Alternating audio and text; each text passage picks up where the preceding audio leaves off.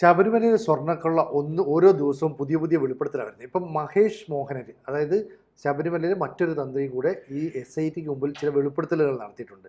അപ്പം ചുരുക്കം പറഞ്ഞാൽ ഈ തന്ത്രിമാരെല്ലാം തന്നെ ഏതാണ്ട് കുറേ കാര്യങ്ങളൊക്കെ വെളിപ്പെടുത്തി.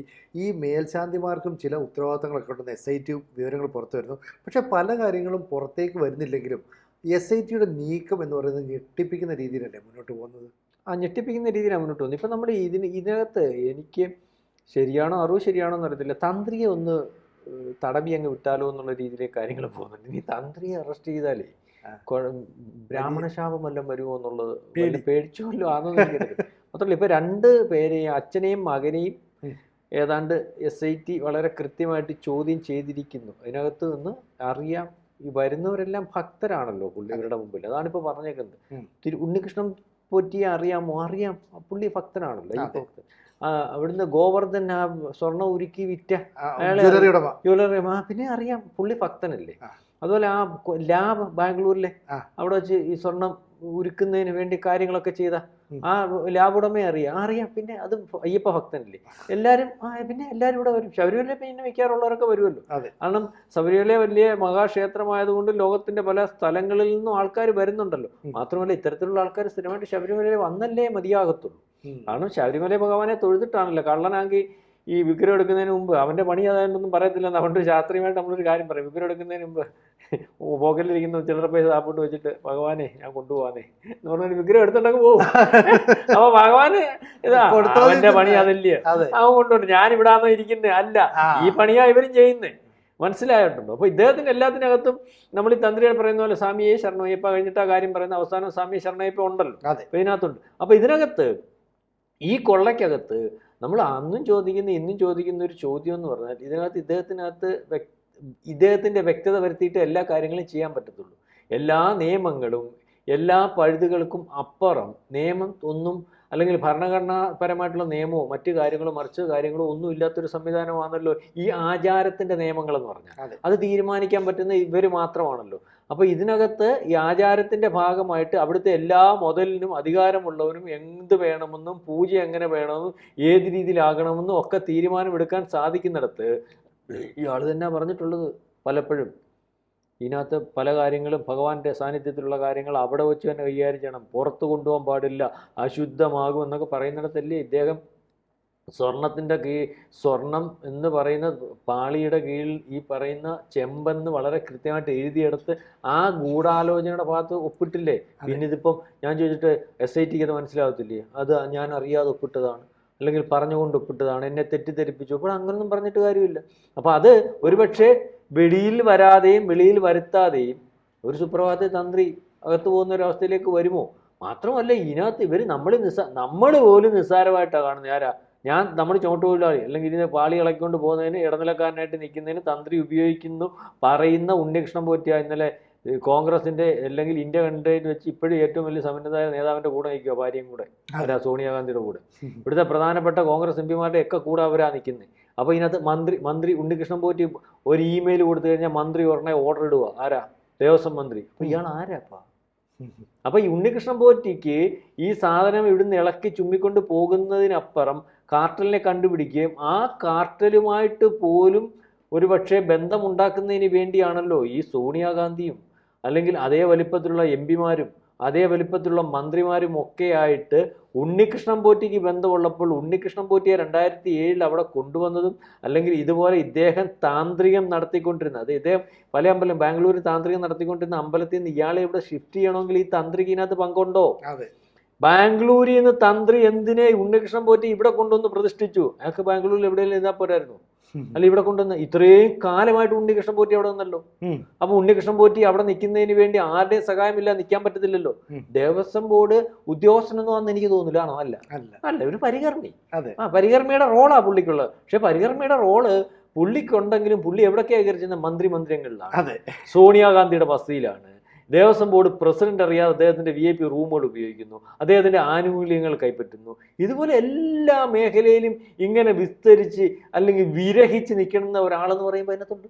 അപ്പൊ അതിനകത്ത് പ്രധാനമായിട്ട് ഇയാളെ കൊണ്ടുവന്നതും ഇയാൾ അവിടെ നിൽക്കാൻ കാരണക്കാരനുമായിട്ടുള്ള തന്ത്രിക്ക് ഇതിനകത്ത് പങ്കുണ്ടാവും. അപ്പൊ രണ്ട് തന്ത്രി ഓരോ സീസൺ വരുമ്പോഴും തന്ത്രിമാർ മാറി മാറി വരുമല്ലോ. അപ്പൊ കണ്ഠര് രാജീവരായിക്കോട്ടെ, കണ്ഠര് മഹേഷ് മോഹനരായിക്കോട്ടെ, ആര് വന്നാലും ഈ ഉണ്ണികൃഷ്ണൻ പോറ്റിക്ക് അവിടെയുള്ള സ്വാധീനം പഴയതിനേക്കാൾ ശക്തമാണ് ഓരോ തവണ വരുമ്പോൾ അല്ലേ.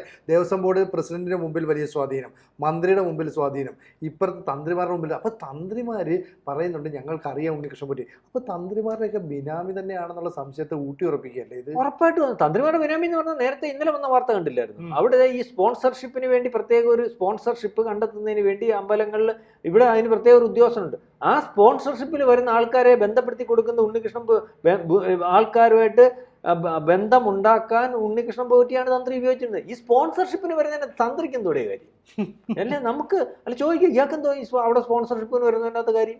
അതെ. അല്ലെങ്കിൽ അവിടെ ഇയാൾക്ക് എന്തോ ഇതിനകത്ത് കാര്യം? ഇയാൾക്ക് പൂജയും കാര്യങ്ങളും പൂജയുടെ സമയവും അല്ലെങ്കിൽ മറ്റു കാര്യങ്ങളും ഒക്കെ നടത്തിയാലും അതിന് നോക്കിയാലും അതിന്റെ കാര്യങ്ങൾ അവിടെ സ്പോൺസർഷിപ്പിന് വരുന്ന ആരെങ്കിലും സ്വർണ്ണം പൂശാൻ പറ്റുന്നെങ്കിൽ ആ സ്വർണ്ണം എടുത്ത് വെച്ച് അവർ പൊട്ടിച്ചുകൊള്ളും. അത് ഉത്തരവാദിത്തപ്പെട്ട ഉദ്യോഗസ്ഥന്മാർ അവിടെ ഉണ്ടല്ലോ. കാരണം ഇതിനകത്തല്ല ഇവരായിട്ട് ബന്ധം ഇദ്ദേഹത്തിന് വെക്കേണ്ട കാര്യം എന്തോ? ഇദ്ദേഹത്തെ എല്ലാവരും അല്ലെങ്കിൽ എല്ലാ കാര്യത്തിനകത്ത്. അപ്പൊ ഇതിനകത്തെല്ലാം കൃത്യമായിട്ട് കൊള്ളയും കാര്യങ്ങളും ഒക്കെ ഉണ്ട് അതിനകത്ത്. അല്ലെങ്കിൽ ഈ പറയുന്നത് പോലെ ശബരിമലയ്ക്കകത്തുനിന്ന് സാധനം ഇളക്കൊണ്ട് പോകണമെങ്കിൽ ഇയാൾ ഉത്തരവാദിത്തം വേണം. ഇയാൾക്ക് അതിനകത്ത് ഈ ദ്വാരപാല ശില്പം ഇളക്കണമെങ്കിൽ ഇയാളുടെ അനുമതി വേണമല്ലോ ശാസ്ത്രീയമായിട്ട്. അല്ലെങ്കിൽ ഇയാൾ ആരോടെങ്കിലും വിളിച്ചു പറഞ്ഞാൽ വിഷയമാകത്തില്ലേ? അപ്പൊ ഇതിനകത്തൊക്കെ ഈ കൊള്ളയ്ക്കകത്ത് വളരെ കൃത്യമായിട്ട് നമ്മൾ പരിശോധിക്കുമ്പോൾ തന്ത്രി എത്ര ഒളിച്ചു കളിക്കാൻ ശ്രമിച്ചാലും അറിഞ്ഞില്ലെന്ന് വിചാരിക്കാൻ ശ്രമിച്ചാലും ഒന്നും നടക്കത്തില്ല. അങ്ങനെ അറിയാതെ പോകാൻ പറ്റുന്ന ആളല്ലല്ലോ തന്ത്രി. അവിടുത്തെ കാര്യങ്ങൾ മൊത്തം അറിഞ്ഞ് അയാൾക്ക് മുന്നോട്ട് പോകാൻ പറ്റത്തുള്ളല്ലോ. അറിയാതെ പോകാൻ പറ്റുന്ന കാര്യമൊന്നുമില്ലല്ലോ. അപ്പൊ ഇതിനകത്ത് ഈ പറഞ്ഞ പോലെ നമ്മൾ ഉണ്ണികൃഷ്ണൻ പോറ്റി നേരിട്ട് നോക്കുമ്പോൾ അവരുമായിട്ട് എല്ലാ MP നിൽക്കുന്നു, സോണിയാഗാന്ധി നിൽക്കുന്നു, മന്ത്രി നിൽക്കുന്നു, ദേവസ്വം ബോർഡ് പ്രസിഡന്റ് നിൽക്കുന്നു. അപ്പോൾ ദേവസ്വം ബോർഡ് പ്രസിഡന്റ് അപ്പം പറഞ്ഞിട്ട് പോകുന്ന എനിക്ക് പിടിച്ചാൽ കിട്ടുന്ന വലിപ്പത്തിലല്ല ഉണ്ണികൃഷ്ണൻ പോറ്റി എന്നാ പറയുന്നത്. പറഞ്ഞു അത് പറഞ്ഞിട്ടാണ് കയറിയത്. എനിക്ക് പിടിച്ചാൽ കിട്ടുന്ന വലിപ്പത്തിലല്ല ഉണ്ണികൃഷ്ണൻ പോറ്റി, അതിനൊക്കെ അപ്പുറമാണ്, അതുക്കും മേലെ. അപ്പൊ അതുക്കും മേലെ നിൽക്കുന്ന ഉണ്ണികൃഷ്ണൻ പോറ്റി അതുക്കും മേലെ. അപ്പൊ തന്ത്രി എത്രയോ ഉയരത്തിലായിരിക്കും. ഇപ്പൊ ഈ കൊച്ചി ചെറുക്കന് ഇപ്പൊ ഇതിനകത്ത് മകനെന്ന് പറയുന്ന ആളെ വന്നത് അറിയാമല്ലോ. ചേട്ടനും അനിയനും ആയിരുന്നു താന്ത്രികം. ഒരു കൊല്ലം അയാൾക്ക്, ഒരു കൊല്ലം ഇയാൾക്ക്. എന്ന് വെച്ചാൽ വേറെ ഒന്നുമല്ല, സേവിക്കുന്നതിന് കോടികൾ കിട്ടും. അതാ ഒരു കൊല്ലം പുള്ളിക്ക്, ഒരു കൊല്ലം ഇത്. അപ്പം ഇതിനകത്ത് ചേട്ടനും അനിയനോടെ മറ്റേയാള് നേരത്തെ ഇരുന്ന മോഹനല്ലേ മറ്റേത്തിന്റെ പേര്, ഇദ്ദേഹത്തിന്റെ ചേട്ടനുണ്ട് വണ്ണമുള്ളൊരു മോഹനര്. അദ്ദേഹം ചില മണ്ണൊക്കെ ഉള്ള ആളാണ്. അദ്ദേഹം മദ്യപിക്കുന്നോ അങ്ങനെ രണ്ട് വിഷയം ഉണ്ടാക്കി അദ്ദേഹത്തെ ദേവസ്വം ബോർഡ് മോശക്കാരനാന്നുകൊണ്ട് പുറത്താക്കി. അപ്പം ഈ പയ്യൻ വന്ന് ചെറിയ പ്രായത്തിൽ അവന് ആനുകൂല്യം വന്ന് പോകുന്നു. ഇപ്പൊ പരിശോധിക്കുമ്പോൾ പുറത്തിരിക്കുന്നതിനെക്കാട്ടി വലുതാണ് അകത്തിരിക്കുന്നുള്ള രീതി. ഇയാളെ ഇവന്റെ അടുത്ത് ചോദിച്ചപ്പോ ഇവനെ ഗോവർദ്ധനെ ചെറുക്കനെ പരിശോധിച്ചപ്പോ ഇവന് ഗോവർദ്ധനെയും പറയാം, സർവ്വസാധനത്തിനെ അറിയാം. അവിടെ എല്ലാം പോയിട്ടുണ്ട്. എന്ത് കാരണം കൊണ്ടാ പോയത്? എല്ലാം അയ്യപ്പ ഭക്തൻ എന്നുള്ള പരിചയവാ. അയ്യപ്പ ഭക്തൻ എന്നുള്ള പരിചയ ഗോവർദ്ധൻ. അവൻ ആ സ്വർണ്ണം ഒരുക്കുവാൻ, ആ സ്വർണ്ണം മേടിച്ചോ, അല്ലെങ്കിൽ ലാഭകാരൻ. ഇങ്ങനെ ഓരോരുത്തരെ പരിശോധിക്കുമ്പോൾ ആരോടും പരിചയമില്ലാത്ത ആരില്ല. തന്ത്രിക്ക് അല്ലെങ്കിൽ എല്ലായിടത്തും പോയി നടന്നങ്ങ് കിടന്നങ്ങ് പൂജിക്കുക. മനസ്സിലായില്ലേ? എല്ലായിടത്തും പോയി പൂജിക്കുന്ന ആൾക്കാരെയൊക്കെ പരിശോധിക്കുമ്പോൾ കോടികളിലെ ആസ്തിയുള്ളവനും അല്ലെങ്കിൽ ഈ പറയുന്ന പോലെ പലതും നടത്താൻ സാധിക്കുന്നവനും, എവിടുന്ന് ദ്വാരപാല ശില്പത്തെ കൊണ്ടു കൊടുത്താലും ഉരുക്കുന്നവനും, അപ്പോൾ വാതിൽപ്പടി കൊണ്ടു ചെന്നാൽ ഉരുക്കുന്നവനും, ഈ രീതിയിൽ കോടാനുകോടി രൂപയുടെ വരുമാനമുള്ളവനും ഒക്കെ ഇവിടെ എല്ലാം അങ്ങ് പൂജ നടത്തിക്കൊണ്ടിരിക്കുക. ഇവരുമായിട്ടെല്ലാം പരിചയമാണ്. ചോദിക്കുമ്പോൾ എന്തോ പറയുന്നത് അയ്യപ്പന്റെ ഭക്തി അല്ലെ ശബരിമല വന്ന പരിചയം. ശബരിമല വരുന്ന കോടിക്കണക്കിന് ആൾക്കാരുണ്ട്. ഇവരുടെ എല്ലാം പറയാം ഈ തന്ത്രി പോകുന്നുണ്ടോ? അല്ല, പോകുന്നൊന്നുമില്ലല്ലോ, അങ്ങനെ പോകാൻ പറ്റത്തില്ലല്ലോ. അപ്പൊ ഇതിനകത്തെ പുറകിൽ നമ്മൾ നേരത്തെ കോടതി പറഞ്ഞതുപോലെ വലിയൊരു ഗൂഢാലോചനയുണ്ട്, വലിയൊരു കാര്യമുണ്ട്. അപ്പം നമ്മൾ മനസ്സിലാക്കേണ്ട ഒരു കാര്യം, തന്ത്രി ഈ പറയുന്ന മന്ത്രിയുമായിട്ടും ബന്ധം, MP ബന്ധം, കോൺഗ്രസ് നേതാവുമായിട്ടും ബന്ധം, അല്ലാതെ വലിയൊരു കാർട്ടലിന്റെ ആളായിട്ട് തന്നെ ഉണ്ട്. ഇപ്പൊ തന്ത്രിയെ അറസ്റ്റ് ചെയ്യുന്നതിനകത്ത് SITക്ക് അകത്ത് പോലും ഒരു ബുദ്ധിമുട്ടുണ്ടോ, അല്ലെങ്കിൽ അത്തരത്തിലുള്ള കാര്യങ്ങളുണ്ടോ? തെളിവുകൾ ആവശ്യം പോലെ ഉള്ള സമയത്ത്. കാരണം ഇപ്പം വാസുവൊക്കെ അകത്ത് കിടക്കുന്ന വിചാരിച്ചു നോക്കുമ്പോൾ ഇതിന്റെ കൂട്ടുത്തരവാദിത്വം ഇല്ല. കൂട്ടുത്തരവാദിത്തത്തിൽ പോലും തന്ത്രിയാത്വമല്ലോ, തന്ത്രിയാത്വമല്ലോ. അതിന് നിയമമുണ്ടല്ലോ. ഇപ്പൊ ഒന്നും അറിഞ്ഞില്ല എന്ന് പറയുന്നതിനകത്ത് പൊട്ടണമല്ലോ ആണ്. അല്ലെങ്കിൽ ഈ വിദ്യാഭ്യാസം ഇല്ലാത്ത ആളാണ്. നമ്മൾ റോഡിൽ കിടക്കുന്ന ഒട്ടരെന്ന് പറയുന്ന ഒരു സൈസ് ആൾക്കാരുണ്ട്. അവർക്കെതിരെ കേസ് എടുക്കാറുണ്ട്. നമ്മുടെ ഭരണഘടന അറിയത്തില്ല, അവർ രാജ്യം അത്രയ്ക്ക് വിദ്യാഭ്യാസം. ആ സൈസ് ഒന്നും അല്ലല്ലോ തന്ത്രി. അപ്പൊ തന്ത്രിക്ക് ഈ പറയുന്ന ഈ കാർട്ടലിനകത്ത്, ഈ കൊള്ളയ്ക്കകത്ത്, അല്ലെങ്കിൽ ഇതിനകത്ത് പങ്കുണ്ട്. ഇതിനകത്ത് MP മന്ത്രിമാരുണ്ടാവാം. ഇതിന്റെ എല്ലാം കാര്യങ്ങൾ നടക്കണമെങ്കിൽ തന്ത്രിയുടെ കൂട്ടുത്തരവാദിത്തം പറയുന്ന ഭഗവാൻ പറയുന്നതിന്റെ അത് ഉണ്ടാക്കി കൊടുത്തിരിക്കുന്നു, അതിനുള്ള അച്ചാരവും മേടിച്ചിരിക്കുന്നു എന്ന് വേണം കരുതാൻ.